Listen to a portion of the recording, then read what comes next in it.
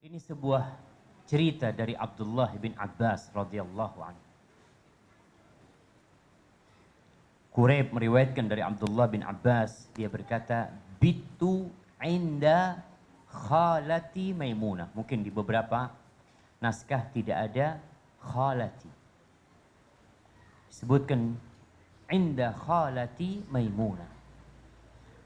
Aku, kata Ibnu Abbas, pernah bermalam di mana? Di rumah bibiku.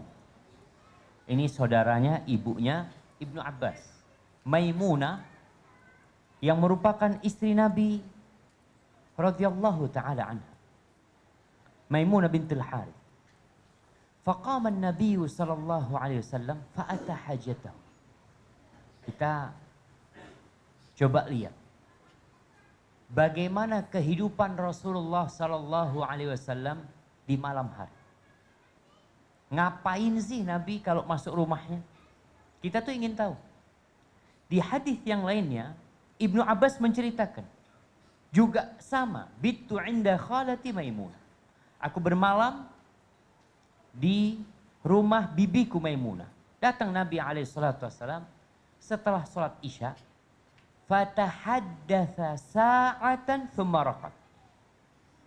Beliau habis Isya datang ngobrol sama istri, sama Maimunah. Ini seorang suami kalau pulang dari kerja, mungkin pulang dari kajian, mungkin dia lelah, dia capek, sempatkan diri untuk ngobrol sama istri. Kenapa jemaah? Kalau suami di luar rumah ketemu banyak sohib, ngobrol ke timur, ke barat, ke utara, ke selatan, berjam-jam. Antum pernah lihat orang beli kopi satu cangkir, ngobrol 2 jam. Apa yang diomongkan? Kok nggak habis-habis ya, Mak? Tapi pas pulang ke rumahnya, istrinya mau ngobrol, nggak ada waktu, capek. Kenapa? Karena obrolannya udah habis di warung. Nabi SAW ngobrol sama istrinya, tsumma raqad. Kemudian setelah itu baru beliau tidur. Di kesempatan lainnya Ibnu Abbas menceritakan, ini udah tidur nih, bermalam udah. Faqaman Nabiyyu sallallahu alaihi wasallam fa'ata hajatahu. Rupanya Ibnu Abbas ini nggak tidur. Dia itu memperhatikan Nabi. Ngapain Nabi sallallahu alaihi wasallam? Dilihat Nabi alaihi wasallam bangun, beliau menyelesaikan hajatnya. Faghasala wajhahu wa yadayhi thumma nam. Selesai beliau buang hajatnya, beliau cuci wajahnya dan tangannya. Sekarang sedang ribut cuci tangan. Muslim itu cuci tangan sehari paling enggak berapa kali? 5 kali. Belum kalau tambah sholat duha. Belum kalau tambah sholat malam. Masya Allah. Berapa kali dia cuci tangan. Ini Nabi SAW bangun, beliau buang hajatnya, kemudian beliau cuci wajah, basuh wajahnya, dan kedua tangannya, kemudian tidur. Nggak sholat ya. Ambil pelajaran dari sini. Kadangkala antum bangun malam kepingin kencing. Tapi belum masuk sepertiga malam akhir. Karena kalau bangun jam 12. Oh, masih jam 12. Nabi SAW selesai beliau membuang hajatnya, beliau nggak langsung tidur. Ngapain? Cuci muka. Loh kan nggak mau sholat. Sama cuci tangan. Iya. Kemudian beliau tidur. Disebutkan dalam riwayat lain, beliau berzikir. Belum mau sholat, tapi mau berzikir. Orang kalau membasuh wajahnya dan cuci tangannya, biasanya seger. Tapi kalau antum buang hajat, nggak cuci wajah, antum ke kasur langsung delosor. Langsung tahu-tahu hilang, nggak baca doa. Padahal diperintahkan kita untuk bertafakkur. Mungkin antum nggak sholat, antum bertafakkur. Antum mengingat Allah Azza wa Jalla. Inna fi khalqis samawati wal ard wa ikhtilafil laili wan nahar la ayat liulil albab.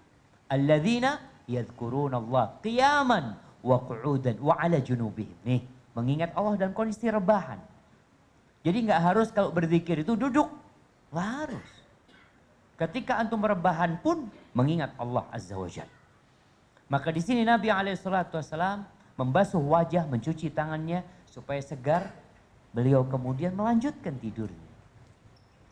Thumma qama, kemudian beliau bangun.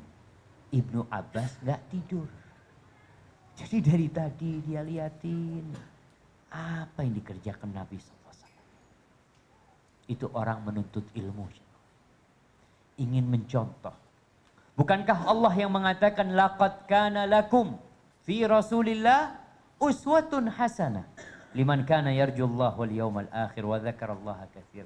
Bagaimana kita dapat mencontoh Rasulullah sallallahu alaihi wasallam kalau kita nggak tahu apa yang dikerjakan Nabi dalam rumah? Ibnu Abbas dapat cerita di dalam rumah, kemudian beliau menceritakan cerita ini kepada semua umat manusia. Kemudian beliau bangun lagi, bangun yang pertama, ini bangun yang kedua. Faqaman Nabiyyu sallallahu alaihi wasallam fa'ata hajatahu. Afwan. Tsumma qama fa'atal qirbah. Kemudian beliau bangun lagi. Untuk yang kedua kalinya, beliau nggak buang hajat, selesai sudah. Beliau bangun mendatangi al-qirbah. Al-qirbah itu seperti jerigen air, tapi terbuat dari kulit. Antum tahu? Orang-orang dulu pakai seperti itu. Beliau membuka fa'atlaqa shinaqaha. Lalu beliau buka tutupnya. Jadi dibikin seperti keran jemaah. Mulutnya itu dibuka, kan diikat biasanya, kemudian dibuka. Thumma tawadda'a. Wudu'an baina wudu'ain.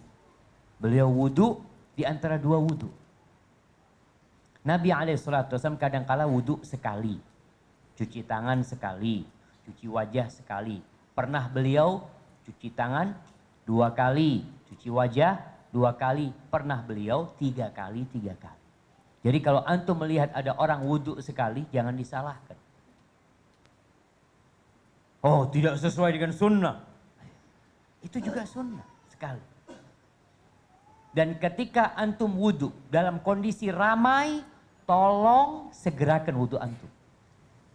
Jangan 3 kali, tunggu sunnahnya 3 kali. Yang belakang ngantri panjang. Kadang-kala ada orang yang tidak peduli dengan apa yang terjadi di sekitarnya. Maka ketika antum melihat antrian yang panjang, antum cukupkan wudhu sekali. Atau 2 kali berarti. 3 kali, kesian yang di belakang. Atau airnya mungkin sedikit. Di sini Nabi SAW wudhunya 2 kali. Lam yukthir. Beliau tidak banyak-banyak pakai air. Tidak banyak-banyak pakai air. Waqad ablagh. Tapi beliau menyempurnakan wudhunya. Kita ini di Indonesia kadang-kala nggak biasa wudhu pakai air sedikit. Biasa wudhu pakai timba. 1 timba habis ya. Antum ngapain aja? Wallahu a'lam. Jadi cuci tangan itu langsung disiram 3 kali. Itu dianggap sekali sama dia. Nanti 3 kali lagi. Subhanallah, habis akhirnya jemaah. Cukup dikucurkan. Antum ambil kucurkan. Sempurna, bisa sempurna. Tinggal tangan antum digerakkan agar semua air itu, agar air itu memenuhi semua kulit antum sampai ke siku antum. Jadi perlu latihan wudhu pakai air sedikit. Mahasiswa juga seperti itu.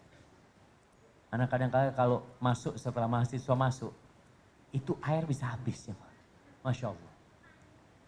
Maka tolong lihat yang di belakang kalian. Ada banyak orang. Nggak ada istilah lagi kehabisan air. Rasulullah SAW mengajarkan kepada kita ta'amul wahid lithnain. Makanan 1 orang itu cukup untuk 2 orang. Makanan jemaah. Masa air nggak cukup?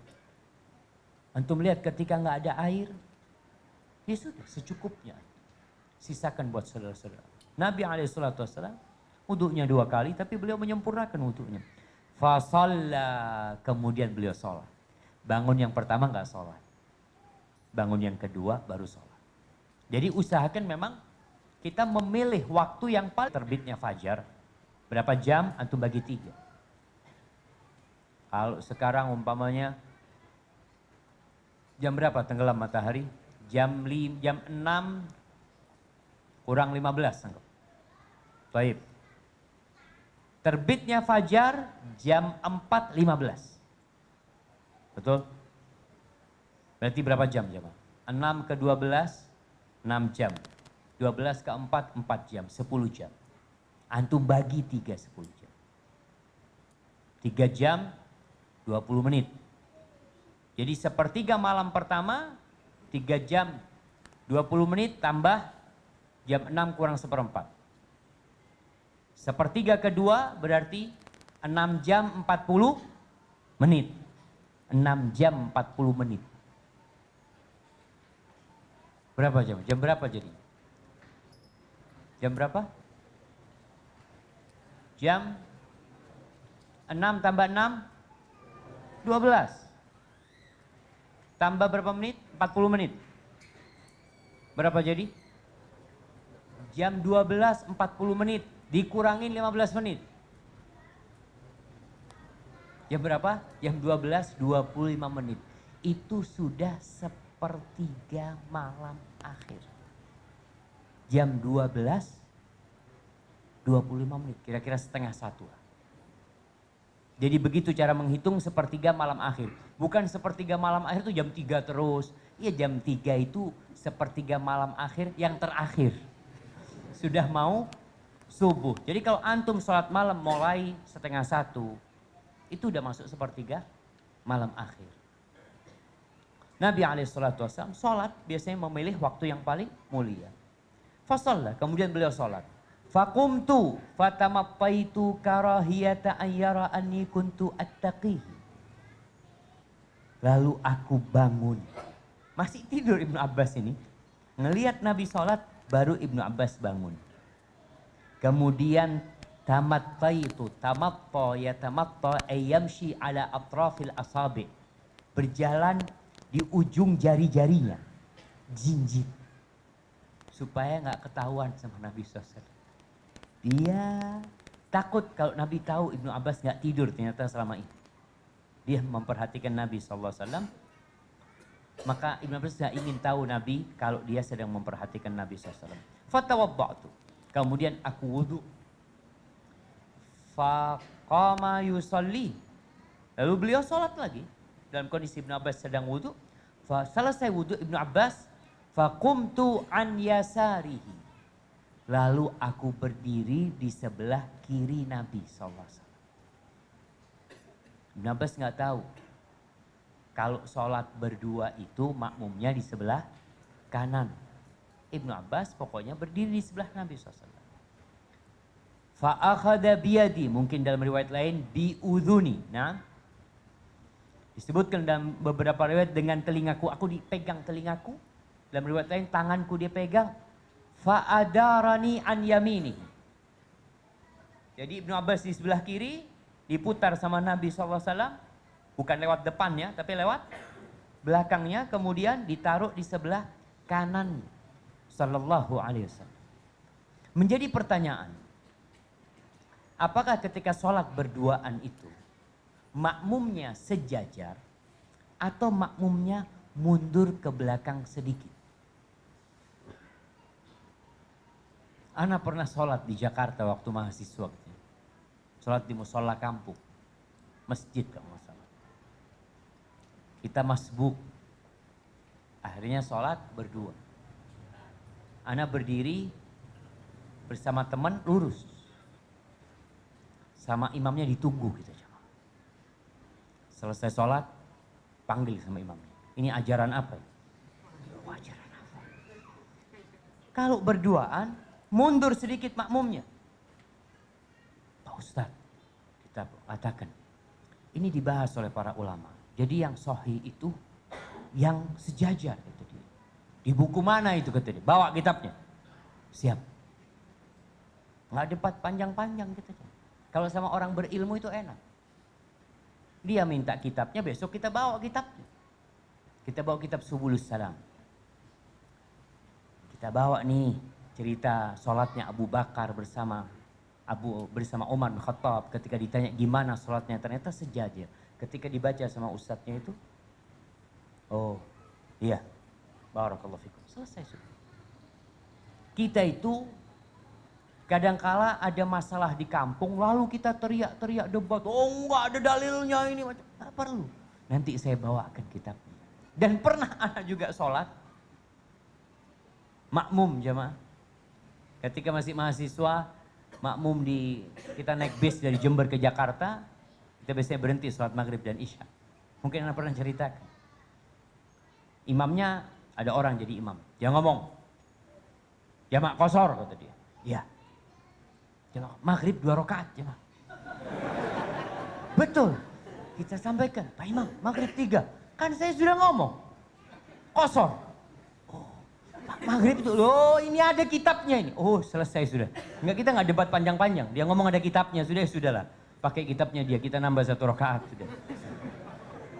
Maka tolong kita ketika berjumpa sama orang itu, bijak menghadapi mereka. Memang dalam madhab Syafi'i dianjurkan untuk mundur sedikit. Supaya tidak mendahului imam. Soalnya kalau kadangkala antum itu sejajar, kadangkala ketika bangun dari sujud, tahu-tahu antum di depannya imam. Mungkin jarak 2 cm, 3 cm. Maka agar tidak terjadi itu, antum di belakangnya imam. Ini ada pendapat yang seperti itu. Kemudian kita lihat Ibnu Abbas diputar. Dari sini kita tahu bahwasanya menggerakkan tangan apabila ada perlunya untuk sebuah hajat itu tidak membatalkan sholat. Buktinya Nabi SAW memutar Ibnu Abbas. Beliau tidak berbicara. Ini juga menjelaskan bahwasanya ketika sholat sunnah sama hukumnya dengan sholat wajib, nggak boleh bicara. Jangan karena sholatnya sunnah antum ngobrol gitu kan. Nak, sana. Abang sholat sunnah, nggak apa-apa ngobrol. Sama aja nggak boleh. Wa qumu lillahi qanitin. Nggak boleh bicara. Ketika sholatnya pun sholat sunnah. Nabi hanya menggerakkan. Jadi gerak yang ada perlunya tidak membatalkan sholat. Kemudian fatatamat salatuhu minal laili 13 raka'ah. Ternyata sholatnya Nabi pada waktu itu 13 rakaat. Beliau sholat 13 rakaat. 2 sampai ditutup dengan sholat witir. Thumma taja. Fanam hatta nafakh. Kemudian beliau berbaring. Biasanya beliau berbaring ala yaminihi. Berbaring di arah kanannya sallallahu alaihi wasallam. Fanam. Kemudian beliau tidur. Hatta nafakh. Sampai terdengar suaranya.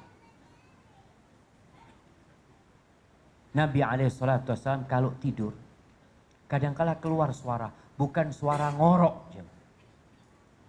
Suara ngorok ada orang yang suaranya kayak kereta api ya. Para ulama menjelaskan bahwasanya orang ketika tidur, kemudian terdengar suara nafasnya dari hidungnya. Itu menunjukkan kalau dia sehat. Jadi aliran nafasnya itu berjalan dengan normal. Karena ada orang yang ngorok karena ya tertutup gitu jamaah ya. Ada yang terjadi penyempitan di tenggorokannya atau apa kemudian jadi ngorok dia. Allah menyebutkan bahwasanya suara dari hidung Nabi SAW suara yang menunjukkan orang itu sehat. Suara bukan suara kayak ngoroknya yang tadi Anda sebutkan. Sallallahu alaihi wasallam. Katanya, wa kana idza nama nafakh. Dan ini kebiasaan Nabi SAW. Ibnu Abbas menyebutkan. Dari sejak awal tidur Nabi SAW juga seperti itu. Keluar suara dari hidung. Sallallahu alaihi wasallam. Fa'adzanahu Bilalun bis-salah. Fasalla wa lam yatawadda. Kemudian dikasih tahu sama Bilal udah masuk waktu sholat. Beliau bangun sholat tanpa wudhu. Di sini menunjukkan bahwa tidur itu sejatinya tidak membatalkan wudhu. Tidur itu tidak membatalkan wudhu. Tapi potensi batal wudhu. Artinya orang yang tidur berpotensi hadas dia. Kalau tidur itu batal wudhu, Nabi SAW harus wudhu. Tapi Nabi tidak wudhu.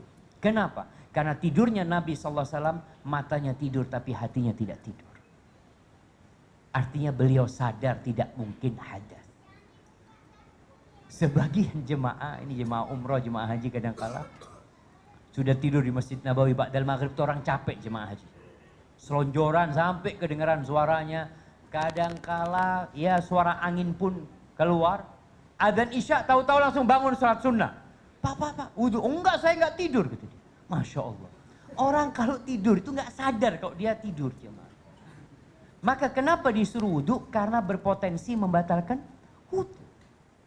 Tidur itu berpotensi membatalkan wudhu. Berpotensi antum hadas di situ dalam kondisi antum tidak sadar. Makanya ketika orang tidurnya duduk dan tidak bergerak, dalam sebagian mazhab, dalam mazhab Syafi'i, tidak batal wudhunya. Karena biasanya orang kalau mau keluar angin itu diangkat sedikit, baru bisa keluar gitu. Tapi kalau dia duduk beneran gitu ya, ada orang dengarkan khutbah Jumat ya, duduk dia Masya Allah, khusyuk, tahu-tahu komat. Ada sebagian mahasiswa Masya Allah bangun waktu komat umpamanya. Kalau dia duduknya memang seken katanya orang Jawa jemaah, tidak gerak-gerak, ada orang yang tidur sampai mau jatuh-jatuh jemaah, lain lagi seperti itu. Maka ingat, tidur itu berpotensi hadas orang di sana, maka dianggap orang yang tidur secara berbaring khususnya ya harus berwudu. Karena dia tidak sadar apakah dia hadas atau tidak, maka dia harus wudu. Nabi SAW matanya tidur SAW, tapi hatinya tidak tidur SAW. Fasalla wa lam yatawadda. Wa kana fi du'aihi. Dan Ibnu Abbas menceritakan di antara doa yang dibaca oleh Nabi SAW. Di sepertiga malam akhir kita tahu tuh waktunya berdoa. Doa ini juga diriwayatkan doa mau berangkat ke masjid. Jadi dibaca di sepertiga malam akhir. Antum baca juga doa ini. Ketika mau berangkat ke masjid, antum baca juga doa ini. Apa doanya? Allahumma ja'al fi qalbi nura. Ya Allah, jadikan di hatiku cahaya. Hati ini tempatnya segala kebaikan. Kalau hatinya baik, semuanya baik. Tapi kalau hatinya buruk, selesai urusan. Maka Nabi SAW minta cahaya. Cahaya ini apa maksudnya? Sebagian ulama berpendapat bahwa cahaya yang dimaksud adalah cahaya hidayah. Sebagaimana yang Allah firmankan di surat Az-Zumar ayat 22, Allah mengatakan fahuwa ala nurin min rabbih. Dia berada di atas cahaya dari Rabbnya, maksudnya hidayah. Minta diberi petunjuk hati. Dan di surat Al-An'am ayat 122 Allah mengatakan waja'alna lahu nuran yamshi bihi finnas. Kami jadikan bagi dia cahaya yang dengannya dia berjalan di antara manusia. Maksudnya adalah hidayah. Minta sama Allah cahaya merupakan hidayah di hati atau cahaya beneran yang dengannya hati kita ini terjaga dari godaan-godaan syaitan. Atau cahaya nanti yang akan dipakai di padang mahsyar. Ketika manusia mulai dipisahkan antara yang beriman dan orang-orang kafir. Orang-orang kafir digiring menuju ke neraka jahanam. Orang-orang yang beriman, mereka ditahan, dikasih cahaya sesuai dengan amalannya. Mereka dikasih cahaya sesuai dengan amalan. Orang munafik masih bersama mereka. Kemudian setelah itu faduriba bainahum ayat bisurin lahu bab batinuhu fihi rahmah wa zahiruhu min qibalihi al-'adzab yunadunahum alam nakum ma'akum qalu bala walakinnakum fatantum anfusakum wa tarabbastum wartabtum wa gharratkumul amani hatta jaa amrullah wa gharrakum billahil gharur. Itu orang-orang munafik nanti dipisahkan dengan sebuah tembok. Yang tembok itu ada pintu. Yang orang-orang munafik teriak-teriak karena mereka berada dalam kegelapan. Mereka mengatakan, bukankah kami bersama kalian? Orang munafik itu datang nggak sholat? Sholat. Datang sholat. Sholat ini cahaya. Orang-orang munafik haji, berangkat haji dia. Berjihad, ada yang berangkat jihad di jalan Allah Azza wa Jalla. Tapi nanti pada hari kiamat akan terpisahkan, ternyata cahaya mereka palsu. Mereka hidup dalam kegelapan. Kita minta hati kita dikasih cahaya yang benar, bukan cahaya yang pura-pura seperti orang-orang munafik. Dan cahaya ini cahaya untuk di akhirat nanti. Kemudian beliau minta wa fi sam'i nura. Dan di pendengaranku cahaya. Yang dengannya kita tidak mendengar kecuali yang baik-baik. Subhanallah, banyak orang yang menggunakan kupingnya dalam hal-hal yang dimurkai Allah Azza wa Jalla. Karena nggak ada cahaya. Kemarin anak naik mobil sama Yusuf. Tahu-tahu lewat tempat itu ada nyetel musik keras-keras ya. Apa kata anak punya anak? Baba, tutup telinganya. Haram, musik. Oh, Masya Allah anak ngomong. Bapaknya nggak pernah ngajarin. Diajarin di sekolah.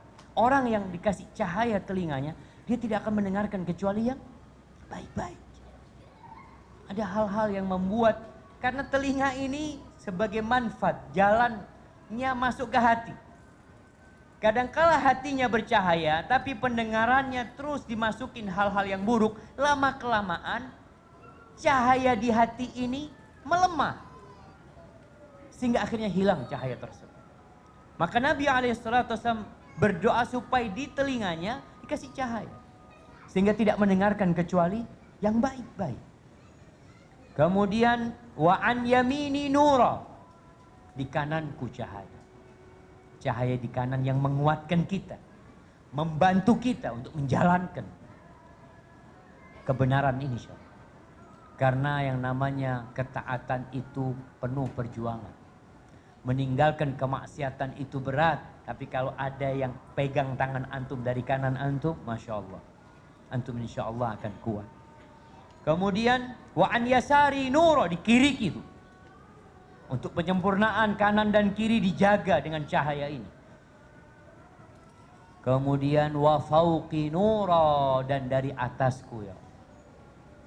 Kita tahu ada cahaya yang turun dari atas, yaitu Al-Quranul Karim. Yang Allah turunkan. Kita minta supaya otak kita nih, ada orang dikasih akal sehat, otaknya sehat, tapi subhanallah tidak bercahaya. Nggak ada cahaya di kepala dia. Sehingga muncul pemikiran-pemikiran yang nyeleneh. Apa istilahnya orang sekarang, pinter sampai keblinger. Karena nggak ada cahaya. Minta Nabi SAW dari atas kasih cahaya. Sama Allah Azza wa Jal. Wa tahti nura, dari bawahku juga cahaya Allah. Dan kita tahu setan ini menggoda manusia dari segala arah dia. Maka kita minta dijaga sama Allah Azza wa Jal. Wa amami nura, dan di depanku cahaya. Sehingga tidak salah jalan. Antum kalau jalan, lihatlah jemaah. Kalau antum naik mobil, lampunya antum mati. Kemudian di depan antum orang naik motor, lampunya juga mati. Kira-kira apa yang terjadi? Bencana yang terjadi. Maka terkadang kita dengan adanya cahaya di mobil itu atau di motor antum, ketika naik, antum nggak nabrak insya Allah. Terkadang di depan kita itu ada motor yang nggak ada lampunya. Kadangkala ada orang naik sepeda. Ada orang naik becak nggak ada lampunya. Tapi paling tidak lampu milik antum ini menyebabkan antum berhati-hati. Bagaimana kalau yang di depan antum ada lampunya juga? Masya Allah. Dan antum juga minta cahaya dari depan dan dari belakang. Sehingga orang nggak nabrak antum. Dia melihat antum. Dia berhati-hati. Dan bahkan ada yang mobil depan itu menjadi pemandu mobil yang di belakang. Mobil yang di belakang nggak ada lampunya. Jadi dia terus ikut mobil yang di depan. Karena kalau terpisah, dia akan tersesat. Nabi SAW minta cahaya dari depan dan dari belakang. Wa khalfi nura wa a'zim li nura. Dan besarkan, agungkan cahaya itu buat aku ya Allah. Ini doanya Rasul sallallahu alaihi wasallam. Dibaca ketika berangkat ke masjid. Dan kita tahu orang yang berangkat ke masjid dalam kegelapan malam, dia capek, dia malas. Apalagi kalau waktu subuh dingin. Apa kata Nabi sallallahu alaihi wasallam? Basyiril masyaina fi dhulumati ilal masajid bin nurit tam yaumal qiyamah. Berikan kabar gembira kepada orang-orang yang berjalan ke masjid dalam kegelapan dengan cahaya yang sempurna buat dia pada hari kiamat. Nabi SAW minta jalannya jadi cahaya semua ketika menuju ke masjid. Qala Quraib wa sab'an fit tabut. Quraib meriwayatkan dan disebutkan ada 7 lagi yang minta cahaya. Jadi bukan hanya yang disebutkan tadi. Ada 7 yang diminta di situ ada cahaya. Tabut ini sebenarnya artinya sunduk, kotak. Tabut. Peti. Tabut itu peti. Di sini yang dimaksud dengan peti ini adalah raga kita. Badan kita ini menyimpan raga, menyimpan tangan, menyimpan mata, menyimpan telinga. Falaqitu rajulan min waladil Abbas fahaddatsani bihin. Jadi Quraib lupa dengan yang 7 ini. Lalu dia berjumpa dengan salah satu anaknya Abbas. Kemudian orang itu ngasih tahu aku dengan yang 7 hal itu. Apa yang 7 hal itu? Yang pertama al-sobi. Al-sob itu urat-urat. Walahmi. Urat-uratnya juga bercahaya. Dagingku ya Allah juga kasih cahaya. Wadami. Dan darah. Wa sya'ri. Dan rambut. Udah azan jemaah. Nah. Tuadzin. Fadal adzin awal.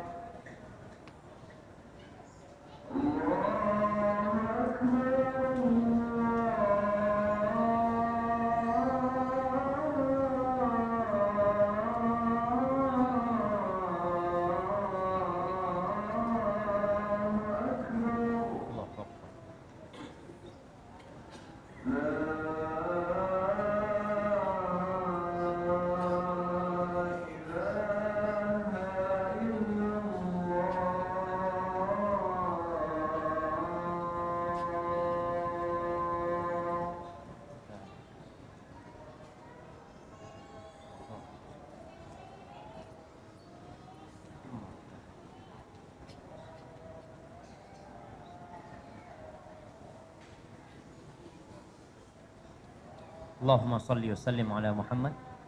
Baik.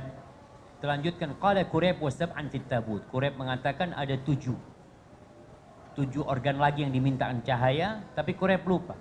Falaqitu rajulan min waladil Abbas. Yang mengatakan falaqitu rajulan min waladil Abbas ini bukan Quraib, tapi Salamah ibn Kuhayy yang meriwayatkan dari Quraib.